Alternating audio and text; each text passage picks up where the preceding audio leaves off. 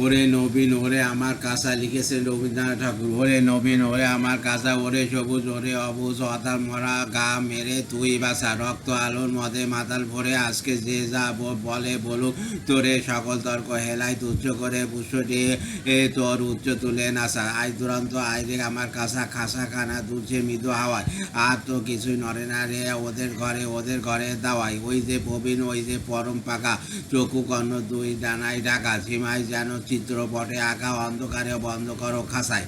আয় জীবন্ত আয় রে আমার কাঁসা, ভাই পানে তাকায় না যে কেউ, দেখে না যে পান রেখেছে।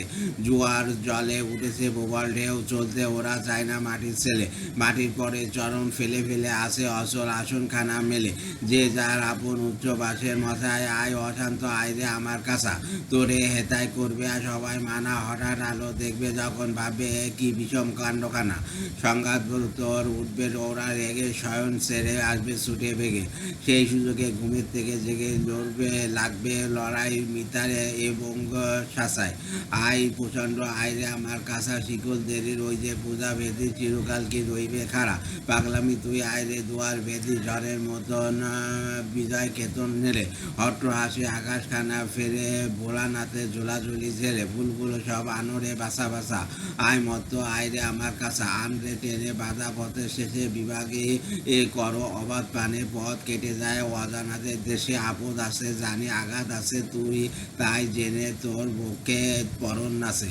গুছিয়ে দে ভাই পুঁতি পোড়ার কাছে, পথে চলার বিধি বিধান দাসা।